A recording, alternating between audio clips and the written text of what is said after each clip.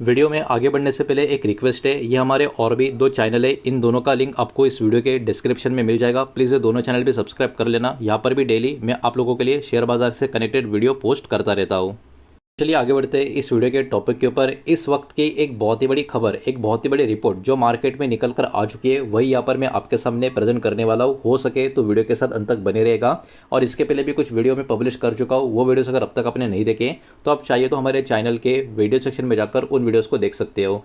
तो देखिए, हमारा इंडिया का जो कैपिटल गुड्स का जो सेक्टर है, जो इंडस्ट्री है, इसके बारे में एक्चुअली एक बहुत ही बड़ी रिपोर्ट यहाँ पर निकल कर आ रही है। बिकॉज 2027 का जो फाइनेंशियल ईयर है, तब तक कहीं ना कहीं इस इंडस्ट्री में एक बहुत ही बड़ी मजबूत ग्रोथ का यहाँ पर एक्सपेक्टेशन माना जा रहा है। अब देखिए, क्रिसिल की तरफ से एक रिपोर्ट यहाँ पर निकल कर आ रही है कि इंडिया का जो कैपिटल गुड का इंडस्ट्री है, इसमें एक्सपेक्ट किया जा रहा है कि बहुत ही अच्छी खासी स्ट्रॉन्ग रेवेन्यू ग्रोथ का एक्सपेक्टेशन यहाँ पर होगा और वो अराउंड 12 से लेकर 14% का रह सकता है फाइनेंशियल ईयर 2027 खत्म होने तक। मतलब अपने आप में काफ़ी बढ़िया ग्रोथ यहाँ पर इस इंडस्ट्री में होती हुई हमको नज़र आ सकती है। और इसके पीछे के कुछ रीजंस की अगर हम बात करें तो गवर्नमेंट जो इंफ्रा के ऊपर अपना स्पेंडिंग कर रही है, ये सबसे पहला पॉइंट यहाँ पर नजर आ रहा है। बिकॉज गवर्नमेंट का सपोर्ट भी इन इंडस्ट्री के ऊपर काफ़ी अच्छा खासा है, ये इसका काफ़ी बढ़िया संकेत है।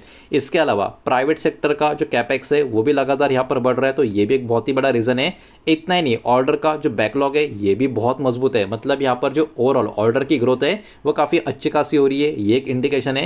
रिन्यूएबल एनर्जी का एक्सपेंशन भी काफ़ी बढ़िया तरीके से यहाँ पर होता हुआ नजर आ रहा है। और इलेक्ट्रिक व्हीकल की बात करें, डेटा सेंटर इंफ्रा की बात करें, इनका भी ग्रोथ काफ़ी तेजी से हो रहा है। तो ये कुछ इंपॉर्टेंट ग्रोथ ड्राइवर्स है जो इस इंडस्ट्री को यहाँ से राइड करते हुए हमको नजर आएंगे। अब देखिए, डिमांड जो है कहीं ना कहीं ओवरऑल अभी के टाइम काफ़ी मजबूत बनी हुई है। जैसे कि एनर्जी और रिन्यूएबल सेक्टर की अगर हम बात करें तो यहाँ पर मैसिव इन्वेस्टमेंट हो रहा है, खास करके solar energy, wind energy, transmission infra की बात करें, यहाँ पर काफ़ी तगड़ा इन्वेस्टमेंट होता हुआ हमको देखने को मिल रहा है। और इंडिया कहीं ना कहीं ऐड कर सकता है 58 से लेकर 62 गीगावाट का नया पावर कैपेसिटी इसी फाइनेंशियल ईयर में। ये भी इस रिपोर्ट में एक इंपॉर्टेंट पॉइंट को यहाँ पर हाईलाइट किया गया है। तो ये भी अपने आप में काफ़ी बड़ी बात यहाँ पर इस रिपोर्ट के माध्यम से निकल कर आ रही है। अब देखिए, इंफ्रास्ट्रक्चर का जो ओवरऑल स्पेंडिंग है वो कहीं ना कहीं ग्रोथ को बहुत ही बढ़िया तरीके से सपोर्ट कर रहा है। गवर्नमेंट का जो स्पेंडिंग है कहाँ कहाँ पर और कौन से इंडस्ट्री में हमको देखने को मिल रहा है, सबसे पहले ये हमको समझना पड़ेगा। तो गवर्नमेंट का जो स्पेंडिंग है रेलवे सेक्टर में हमको देखने को मिल रहा है, डिफेंस के सेक्टर में हमको देखने को मिल रहा है, पावर ट्रांसमिशन में भी देखने को मिल रहा है, और रोड और इंफ्रास्ट्रक्चर का जो कैटेगरी है इसमें भी हमको देखने को मिल रहा है। मतलब गवर्नमेंट का पूरा ध्यान 4 मेजर इंडस्ट्री के ऊपर यहाँ पर हमको नजर आ रहे हैं। ये बात भी इस रिपोर्ट में कहीं ना कहीं एकदम बहुत ही बढ़िया तरीके से इन्होंने एकदम सिंपल वे से बता कर रखी है। अब देखिए, अपने देश में बहुत सारे जो इंडस्ट्री है ये कहीं ना कहीं बहुत सारे अलग अलग अपॉर्चुनिटी क्रिएट करते हुए नजर आएंगे। इसमें इलेक्ट्रिक व्हीकल और डेटा सेंटर का जो ग्रोथ है वो और भी नए नए अपॉर्चुनिटी लगातार क्रिएट करता हुआ आपको नजर आएगा। बिकॉज न्यू एज सेक्टर की बात करें, इनका डिमांड क्या हो रहा है, इनका डिमांड लगातार इंक्रीज हो रहा है, खास करके इलेक्ट्रिकल इक्विपमेंट के लिए, ऑटोमेशन सिस्टम के लिए, ट्रांसमिशन सॉल्यूशंस के लिए, और जो इंडस्ट्रियल इंजीनियरिंग प्रोडक्ट्स है उनके लिए। तो इसके कारण डेटा सेंटर का जो ग्रोथ है और ईवी का जो ग्रोथ है वो कहीं ना कहीं बढ़िया तरीके से नया नया अपॉर्चुनिटी क्रिएट करता जा रहा है, जो ओवरऑल मार्केट का इकोसिस्टम, मतलब इंडस्ट्री का जो इकोसिस्टम है उसके लिए बहुत ही अच्छी बात यहाँ पर निकल कर आ रही है।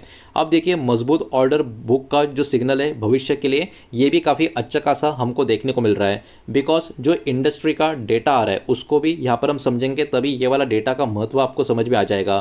तो देखिए, फाइनेंशियल ईयर 2025 का इंडस्ट्री का जो रेवेन्यू था वो कितना था, अराउंड 2.1 लाख करोड़ के करीब का यहाँ पर हमको देखने को मिल रहा है। ऑर्डर बुक का साइज दिसंबर 2025 तक कितना था, अराउंड 5.2 लाख करोड़। तो देखिए, यहाँ पर आपको समझना होगा, ये अपने आप में काफ़ी बड़ा डिफरेंस आपको देखने को मिलेगा।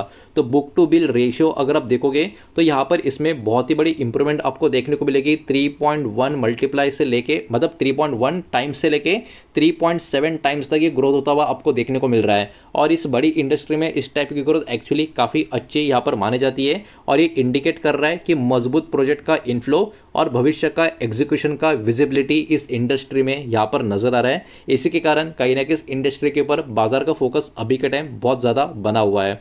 अब इतना ही नहीं, मार्जिन और फाइनेंशियल का आउटलुक का अगर हम देखें तो बहुत सारे ग्लोबल लेवल पे चीज़ें अभी के टाइम चल रही है। आपको तो पता ही है, ये तो बोलने की ज़रूरत नहीं है, बिकॉज दुनिया के हर एक कोने में, हर एक आप कह सकते हो कॉन्टिनेंट में कुछ ना कुछ चीज़ें ऐसी हो रही है जो नहीं होनी चाहिए, जिसके कारण ग्लोबल मार्केट को भी अफेक्ट हो रहा है, बहुत सारी इकोनॉमी के प्रॉब्लम भी निकल कर आ रहे हैं। लेकिन इतने सारे ग्लोबल अनसर्टेनिटीज के बावजूद भी क्या हो रहा है इस इंडस्ट्री में, ये भी आपको समझना होगा। ऑपरेटिंग मार्जिन एक्चुअली अभी भी स्टेबल बनी हुई है, जो अपने आप में काफ़ी अच्छी बात है, काफ़ी पॉजिटिव बात है। इतना खराब कंडीशन जो ग्लोबल लेवल पे, उसके बावजूद भी ऑपरेटिंग मार्जिन में कोई बहुत डेंजरस ऐसा गिरावट या आप कह सकते हो डेंजरस साइन नज़र नहीं आ रहा, स्टेबल है। कितना है, 12 से लेकर 13% का। इतना ही नहीं, कर्जे का जो लेवल है वो भी अभी के टाइम अच्छा हेल्दी रेट में यहाँ पर बना हुआ है। इंटरेस्ट कवरेज रेशियो भी मजबूत बना हुआ है, और ये भी तब जब ग्लोबल अनसर्टेनिटीज़ यहाँ पर बहुत सारी हमको देखने को मिल रही है। तो ये कहीं ना कहीं रिफ्लेक्ट करता है कि इस इंडस्ट्री की जो बैलेंस शीट है वो भी काफ़ी मजबूत या स्टेबल हमको देखने को मिल रही है।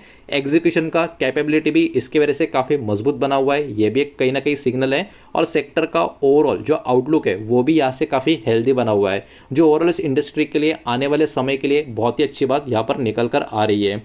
तो देखिए, अब तक जो भी हमने देखा सब कुछ काफ़ी पॉजिटिव, सब कुछ काफ़ी नज़र आ रहा था, लेकिन वही बात है, कुछ ना कुछ चैलेंजेस, रिस्क तो नज़र आते ही आते हैं।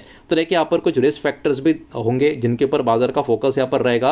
अब पॉसिबल चैलेंजेस क्या क्या निकल कर आ सकते हैं, सबसे पहले तो ग्लोबल लेवल का जो जियोपॉलिटिकल इशू अभी चल रहा है, जो ये टेंशन चल रहा है, उसमें अगर कभी कुछ बहुत ज़्यादा एक आप कह सकते हो इंक्रीज कुछ हो गया, तो उसके कारण कहीं ना कहीं ग्लोबल जियोपॉलिटिकल टेंशन की वजह से कुछ चीज़ें ऐसी हो सकती है जिसका प्रेशर इंडस्ट्री में ऐड हो सकता है। कमोडिटी प्राइसिंग का जो वॉलेटिलिटी है, मतलब कच्चा तेल की बात करें, सोना चांदी वगैरह वगैरह, जो भी कमोडिटी का बात कर रहे हैं, तो उसकी अगर हम बात करें, उनके प्राइस की वॉलेटिलिटी भी कहीं ना कहीं इन बिटवीन प्रॉब्लम्स क्रिएट करती हुई नज़र आ सकती है। फ्रेट कॉस्ट भी कहीं ना कहीं इंक्रीज होता हुआ जो इन बिटवीन देखने को मिल रहा है, वो भी प्रॉब्लम क्रिएट कर सकता है। और इंफ्रास्ट्रक्चर की इन्वेस्टमेंट की बात करें, अगर उसमें भी किसी तरीके का डिले होता है तो वो भी प्रॉब्लम कर सकता है। तो ये कुछ चीज़ें जिनके ऊपर बाजार का फोकस यहाँ पर बना रहेगा। तो ये कुछ फैक्टर है, वो कहीं ना कहीं कंपनी का या इस इंडस्ट्री का जो प्रॉफिटेबिलिटी है उसको इम्पैक्ट भी कर सकता है, अगर ये लॉन्ग पीरियड के लिए बहुत ज़्यादा इसमें कोई प्रॉब्लम आ जाए तो देखिए, खबर तो अपने आप में, रिपोर्ट तो अपने आप में काफ़ी बड़ी, काफ़ी ज़बरदस्त यहाँ पर निकल कर आ रही है, और इसके कारण हमारे बाजार के कुछ शेयर्स, कुछ कंपनी की बात करें, उनके ऊपर भी इस खबर का इंपैक्ट होता हुआ नजर आ सकता है। बाजार का फोकस उन कंपनी के ऊपर भी रह सकता है। तो वो कौन सी कंपनियाँ होगी उनको भी एक एक करके देखेंगे। लेकिन वीडियो को लाइक कर देना, वीडियो को शेयर कर देना। पहली बार चैनल पर आ चुके हो तो चैनल को भी सब्सक्राइब जरूर कर देना। और जो भी कंपनी के नाम, स्टॉक के नाम यहाँ पर मैं आपको बताने वाला हूँ, ये किसी भी तरीके का बाय सेल का रिकमेंडेशन नहीं है, इन्वेस्टमेंट का एडवाइस नहीं है, ये बात भी यहाँ पर आप ध्यान में रखें।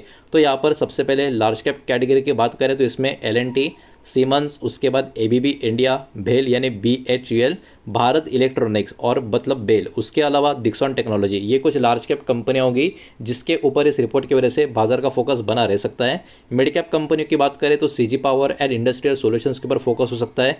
Hitachi energy India, RVNL, Titagarh rail system, BEML और केन्स टेक्नोलॉजी के ऊपर बाजार का फोकस यहाँ पर बना रह सकता है। उसके बाद स्मॉल कैप की अगर हम बात करें तो इसमें टेक्स मैकोरेल, डेटा पैटर्न, उसके बाद शैंदर इलेक्ट्रिक इंफ्रास्ट्रक्चर और वोल्टमैम ट्रांसफॉर्मर्स, ये कुछ कंपनियां स्मॉल कैप कैटेगरी की, इनके ऊपर भी बाजार का कहीं ना कहीं फोकस बना रह सकता है। तो यही सारा का सारा डेटा इस वीडियो के माध्यम से मुझे आपके सामने प्रेजेंट करना था। जो भी इन्फॉर्मेशन इस वीडियो के माध्यम से मैंने आपके सामने प्रेजेंट किए, किसी भी तरीके का इन्वेस्टमेंट का एडवाइस या स्टॉक का रिकमेंडेशन मैंने आपको दिया नहीं है। सारा का सारा डेटा एजुकेशनल और इन्फॉर्मेशनल पर्पस के हिसाब से ही है। पब्लिकली अवेलेबल जो रिपोर्ट्स है, जो इंडस्ट्री के अपडेट्स निकल कर आ रहे हैं, वही मैंने आपके सामने यहाँ पर प्रेजेंट किया है। उम्मीद करता हूँ वीडियो आपको समझ आया होगा, पसंद आया होगा। तो वीडियो को लाइक करें, दोस्तों से शेयर करें। पहली बार चैनल पर आ चुके हो तो सब्सक्राइब भी कर देना। और कोई भी स्टॉक में निवेश करने से पहले खुद की स्टडी रिसर्च जरूर करें, फाइनेंशियल एडवाइजर की सलाह जरूर ले। मिलते हैं नेक्स्ट वीडियो में, धन्यवाद।